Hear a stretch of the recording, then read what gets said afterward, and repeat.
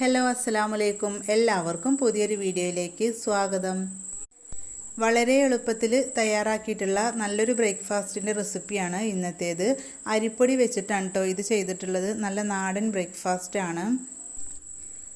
ഒരുപാട് പേർക്ക് ഇത് തയ്യാറാക്കാൻ അറിയാം, എന്നാലും ചിലർക്കൊക്കെ അറിയാത്തവരുണ്ടാവും. അപ്പോൾ അവർക്ക് വേണ്ടിയിട്ടാണ് കേട്ടോ ഇത് ഷെയർ ചെയ്തിട്ടുള്ളത്. വളരെ സിമ്പിളായിട്ടുള്ള ഈ ഒരു ബ്രേക്ക്ഫാസ്റ്റ് നമുക്ക് 10 മിനിറ്റ് കൊണ്ട് തന്നെ നമുക്ക് റെഡിയാക്കി എടുക്കാൻ പറ്റും. അപ്പോൾ രാവിലെ ഒട്ടും സമയമില്ലെങ്കിൽ ഇതുപോലത്തെ പലഹാരമൊക്കെ തയ്യാറാക്കിയിട്ടുണ്ടെങ്കിൽ നമുക്ക് കറിയൊന്നും വേണ്ട കേട്ടോ, കറിയില്ലാതെ തന്നെ കഴിക്കാൻ പറ്റും. അതുപോലെ ബ്രേക്ക്ഫാസ്റ്റിന് മാത്രമല്ല കേട്ടോ, വൈകുന്നേരം കട്ടൻ ചായയുടെ കൂടെ കഴിക്കാനും അടിപൊളിയായിട്ടുള്ളൊരു പലഹാരം തന്നെയാണ്. അപ്പോൾ ഈ ഒരു പലഹാരം എങ്ങനെ ഉണ്ടാക്കിയെടുക്കാൻ നോക്കാം. അതിനു മുന്നേ നമ്മുടെ ചാനൽ ആദ്യമായിട്ട് കാണുന്നവരൊക്കെ ഉണ്ടെങ്കിൽ ഒന്ന് സബ്സ്ക്രൈബ് ചെയ്യുക. അതുപോലെ തന്നെ വീഡിയോ കണ്ടുകൊണ്ടിരിക്കുമ്പോൾ തന്നെ ഇഷ്ടപ്പെടുകയാണെങ്കിൽ ഒന്ന് ലൈക്ക് ചെയ്ത് സപ്പോർട്ട് ചെയ്യുക. അപ്പോൾ നേരെ നമുക്ക് വീഡിയോയിലേക്ക് പോകാം. അപ്പോൾ ആദ്യം തന്നെ ഇതുപോലൊരു ബൗളിലേക്ക് 1 കപ്പ് അരിപ്പൊടിയാണ് കേട്ടോ ചേർത്ത് കൊടുക്കുന്നത്. ഞാനിവിടെ 250 ml കപ്പിന് 1 കപ്പാണ് എടുത്തിട്ടുള്ളത്. അപ്പോൾ നിങ്ങൾക്ക് എത്ര വേണം അതിനനുസരിച്ച് പൊടിയുടെ അളവ് കൂട്ടിയെടുക്കുക, അല്ലെങ്കിൽ ഇത്ര വേണ്ടെങ്കിൽ കുറച്ചെടുത്താലും മതി കേട്ടോ. നമ്മൾ പത്തിരി ഇടിയപ്പമൊക്കെ ചുടാൻ വേണ്ടിയിട്ട് എടുക്കുന്ന ആ ഒരു നൈസായിട്ടുള്ള അരിപ്പൊടി ഉണ്ടല്ലോ, അത് വേണം കേട്ടോ എടുക്കാനും. ഇനി ഇതിലേക്ക് 3/4 കപ്പോളം തേങ്ങ ചിരവിയതാണ് കേട്ടോ ചേർത്ത് കൊടുക്കുന്നത്. 1/2 കപ്പ് മുതൽ 3/4 കപ്പ് വരെ ചേർത്ത് കൊടുക്കുക. തേങ്ങയൊക്കെ ചേർത്ത് കൊടുക്കുമ്പോൾ ഒരു പ്രത്യേക ടേസ്റ്റാണ് കേട്ടോ. പിന്നെ ഇതിലേക്ക് സവാളയാണ് ചേർത്ത് കൊടുക്കുന്നത്. ഒരു ചെറിയൊരു സവാള ഒന്ന് കൊത്തിയരിഞ്ഞതാണ് ചേർത്ത് കൊടുത്തിട്ടുള്ളത്. ഇനി ഇതിലേക്ക് ആവശ്യത്തിനുള്ള ഉപ്പും കൂടെ ചേർത്ത് കൊടുക്കുക. നമ്മൾ കറി ഒഴിക്കാതെ കഴിക്കുന്ന ഒരു പലഹാരമാണ്, അപ്പോൾ അതുകൊണ്ട് തന്നെ ഉപ്പ് നോക്കിയിട്ട് ചേർത്ത് കൊടുക്കുക കേട്ടോ. ഉപ്പ് ചേർത്ത് കൊടുത്തതിന് ശേഷം ഒരു സ്പൂൺ വെച്ചിട്ട് ഇതുപോലെ ഒന്ന് മിക്സ് ചെയ്തെടുക്കുക. ഉപ്പൊക്കെ എല്ലാ ഭാഗത്തും എത്തുന്ന രീതിയിൽ നല്ലപോലെ ഒന്ന് മിക്സ് ചെയ്തെടുക്കണം കേട്ടോ.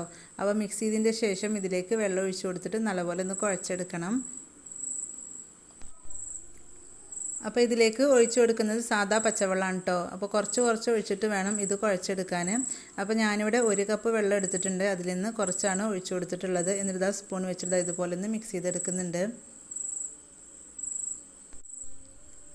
ഇനി ഇതിലേക്ക് കുറച്ച് ജീരകം ചേർത്ത് കൊടുക്കുന്നുണ്ട് കേട്ടോ. അപ്പോൾ വെള്ളം ഒഴിക്കുന്നതിൻ്റെ മുന്നേ അത് മിക്സ് ആക്കുമ്പോൾ തന്നെ ചേർത്ത് കൊടുക്കേണ്ടതാണ് കേട്ടോ. അപ്പോൾ ഞാൻ ഈ ഒരു സമയത്താണ് ചേർത്ത് കൊടുക്കുന്നത്. അപ്പോൾ ഒരു 1/4 ടീസ്പൂണോളം ജീരകമാണ് ചേർത്ത് കൊടുക്കുന്നത്. ചെറിയ ജീരകമാണ് കേട്ടോ ചേർത്ത് കൊടുക്കുന്നത്. അതിൻ്റെ ടേസ്റ്റ് ഇഷ്ടമുള്ളവരൊക്കെ ആണെങ്കിൽ ഒരു 1/2 ടീസ്പൂൺ വരെയൊക്കെ ചേർത്ത് കൊടുക്കാം കേട്ടോ. അപ്പോൾ ജീരകം കൂടി ഇട്ട് കൊടുത്തിട്ട് ബാക്കി വെള്ളം കൂടി ഒഴിച്ചിട്ട് നല്ലപോലെ മിക്സ് ചെയ്തെടുക്കാം. അപ്പോൾ ആദ്യം ഇതുപോലെ സ്പൂൺ വെച്ചിട്ട് നല്ലപോലെ ഇളക്കിയെടുക്കുക. എന്നിട്ട് കൈകൊണ്ട് കുഴച്ചെടുക്കുക കേട്ടോ. കൈകൊണ്ട് തന്നെ കുഴച്ചെടുക്കണം. അപ്പോഴുള്ളൂ ഈ ഒരു തേങ്ങയും അതുപോലെ തന്നെ ചെറിയ ജീരകവും പിന്നെ അതുപോലെ സവാളയൊക്കെ നല്ലപോലെ അതിൻ്റെ ഒരു ടേസ്റ്റ് നല്ലപോലെ ഇതിൽ പിടിക്കുള്ളൂ കേട്ടോ. അപ്പോൾ ഞാനിതാ കൈകൊണ്ട് നല്ലപോലെ കുഴച്ചെടുക്കുന്നുണ്ട്. നമ്മൾ പത്തിരിക്ക് കുഴക്കുന്ന പോലെ നല്ല പ്രസ് ചെയ്തിട്ട് കുഴക്കേണ്ട ആവശ്യമൊന്നുമില്ല കേട്ടോ. എല്ലാം കൂടെ ഒന്ന് മിക്സ് ചെയ്തെടുത്താൽ മാത്രം മതി.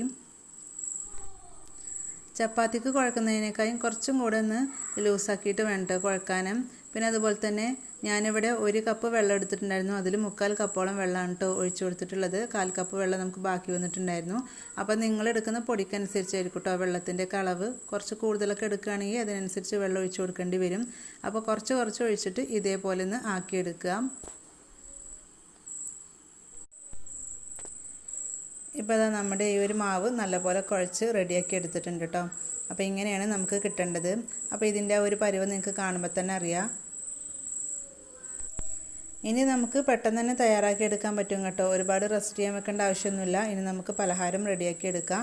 അപ്പോൾ പലഹാരം റെഡിയാക്കി എടുക്കാൻ വേണ്ടിയിട്ട് ഞാൻ ഇതുപോലത്തെ ഒരു പാനാണ് എടുത്തിട്ടുള്ളത്. ഫ്ലെയിം നല്ലപോലെ ചൂടായതിൻ്റെ ശേഷം അതിലേക്ക് കുറച്ച് ഓയിൽ ഒഴിച്ചു കൊടുക്കാം കേട്ടോ. അപ്പം ഞാനിവിടെ വെളിച്ചെണ്ണയാണ് കേട്ടോ ഒഴിച്ചു കൊടുത്തിട്ടുള്ളത്. വെളിച്ചെണ്ണയിൽ തയ്യാറാക്കുമ്പോൾ ഒരു നാടൻ ടേസ്റ്റാണ്. അപ്പോൾ നിങ്ങൾക്ക് വെളിച്ചെണ്ണയുടെ ആ ഒരു ഫ്ലേവർ വേണ്ടാന്നുണ്ടെങ്കിൽ ഓയിലിൽ വേണമെങ്കിലും ചെയ്തെടുക്കാം കേട്ടോ. എന്നിട്ട് ഒരു ബ്രഷ് വെച്ചിട്ട് ഇതുപോലെ എല്ലാ വശത്തും ആക്കി കൊടുക്കുക.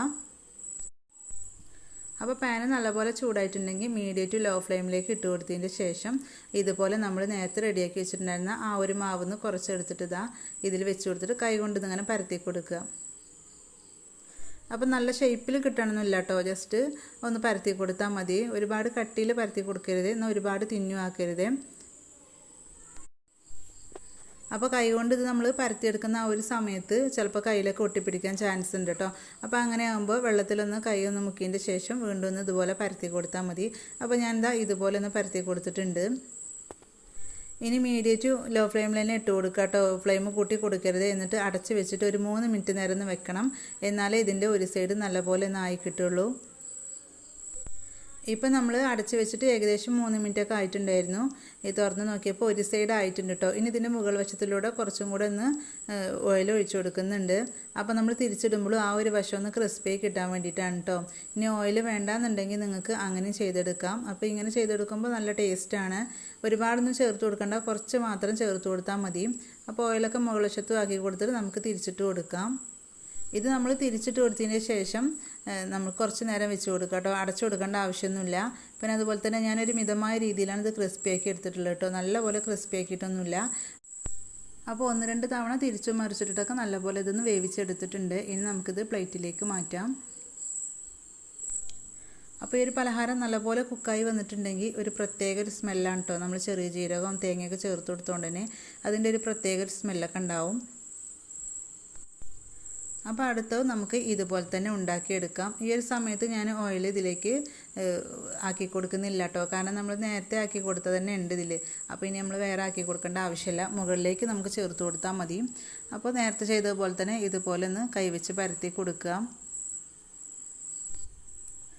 ഇനി നമുക്ക് അടച്ച് വെക്കാം കേട്ടോ. ഇത് അടച്ച് വെക്കാതെ വേണമെങ്കിൽ ഉണ്ടാക്കിയെടുക്കാം. നമ്മൾ അടച്ച് വെക്കുന്ന സമയത്താണ് മുകൾ വശം അടിവശം ഒരേപോലെ കുക്കായിട്ട് കിട്ടുള്ളൂ.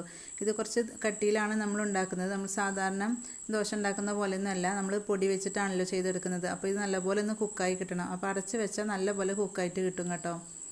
ഇപ്പോൾ ഇതാ ഒരു സൈഡ് ആയിട്ടുണ്ട്. ഇനി നമുക്ക് നേരത്തെ ചെയ്തതുപോലെ തന്നെ കുറച്ച് ഓയിൽ ഒഴിച്ച് കൊടുത്തിട്ട് നമുക്ക് തിരിച്ചിട്ട് കൊടുക്കാം. ഈ ഒരു പലഹാരത്തിൻ്റെ ഒരു സൈഡ് വശമൊക്കെ ക്രിസ്പി കിട്ടാൻ വേണ്ടിയിട്ടാണ് കേട്ടോ ഇതുപോലെ ഓയിലൊക്കെ ആക്കി കൊടുക്കുന്നത്. ഇങ്ങനെ ചെയ്തിട്ടുണ്ടെങ്കിൽ ഒരു പ്രത്യേക ടേസ്റ്റാണ്. അപ്പോൾ നേരത്തെ പറഞ്ഞ പോലെ തന്നെ ഇത് വേണ്ടാന്നുണ്ടെങ്കിൽ നിങ്ങൾക്ക് സ്കിപ്പ് ചെയ്യാം കേട്ടോ ഈ ഒരു ഓയിൽ അപ്ലൈ ചെയ്യുന്നത്. ഇതിപ്പോൾ ഞാൻ ചെറിയ രീതിയിലാണ് പരത്തിയെടുത്തിട്ടുള്ളത്. നിങ്ങൾക്ക് കുറച്ചും കൂടെ വേണമെന്നുണ്ടെങ്കിൽ നമ്മൾ എടുക്കുന്ന മാവ് കുറച്ചും കൂടെ വലുതാക്കി എടുത്തിട്ട് ഒന്നും കൂടെ വട്ടത്തിൽ പരത്തിയെടുക്കാം കേട്ടോ. അപ്പോൾ ഇതും 1-2 തവണ നല്ലപോലെ തിരിച്ചു മറിച്ചിട്ടിട്ട് നല്ലപോലെ ഒന്ന് വേവിച്ചെടുത്തിട്ടുണ്ട്. അപ്പോൾ ബാക്കിയുള്ളതും ഇതുപോലെ ഉണ്ടാക്കിയെടുക്കാം. ഇപ്പോൾ അത് നമ്മുടെ പലഹാരം മുഴുവനായിട്ട് ഇവിടെ റെഡിയാക്കി എടുത്തിട്ടുണ്ട്. 1 കപ്പ് അരിപ്പൊടി വെച്ചിട്ട് ഈ ഒരു വലുപ്പത്തിൽ ഞാൻ 4 എണ്ണം ഇവിടെ തയ്യാറാക്കിയിട്ടുള്ളത്. അപ്പോൾ ഇനി രാവിലെ ബ്രേക്ക്ഫാസ്റ്റിനൊന്നുമില്ലെങ്കിൽ അരിപ്പൊടിയൊക്കെ ഉണ്ടെങ്കിൽ ഇതുപോലെ ഒന്ന് ചെയ്ത് നോക്കാം കേട്ടോ. എല്ലാവർക്കും ഇഷ്ടപ്പെടും. കുട്ടികൾക്കൊക്കെ വളരെയേറെ ഇഷ്ടപ്പെടും കേട്ടോ. അപ്പോൾ ഇതുപോലെ നമ്മൾ പലഹാരം തയ്യാറാക്കിക്കുകയാണെങ്കിൽ പിന്നെ ഇതിൻ്റെ കൂടെ കറി വേറെ ഉണ്ടാക്കേണ്ട ആവശ്യമില്ല. അപ്പോൾ രാവിലെ എളുപ്പമായിരിക്കും കേട്ടോ നമ്മൾ ഇതുപോലെ ബ്രേക്ക്ഫാസ്റ്റ് ഉണ്ടാക്കിയാൽ. അപ്പോൾ ഇതുവരെയായിട്ടും ഉണ്ടാക്കി നോക്കാത്തവർ ഒരു തവണ ഉണ്ടാക്കി നോക്കുക. അപ്പോഴേ നിങ്ങൾക്ക് ഇതിൻ്റെ ആ ഒരു ടേസ്റ്റ് മനസ്സിലാവുള്ളൂ കേട്ടോ. അപ്പോൾ വളരെ എളുപ്പത്തിൽ ചെയ്തെടുത്തിട്ടുള്ള ഈ ഒരു ബ്രേക്ക്ഫാസ്റ്റിൻ്റെ റെസിപ്പി എല്ലാവർക്കും ഇഷ്ടപ്പെട്ടു എന്ന് വിചാരിക്കുന്നു. ഇഷ്ടപ്പെട്ടാൽ ഒന്ന് ലൈക്ക് ചെയ്യുക. അതുപോലെ തന്നെ നിങ്ങളുടെ അഭിപ്രായങ്ങൾ അറിയിക്കുക. ഫ്രണ്ട്സിനും ഫാമിലിക്കും ഷെയർ ചെയ്ത് സപ്പോർട്ട് ചെയ്യുക.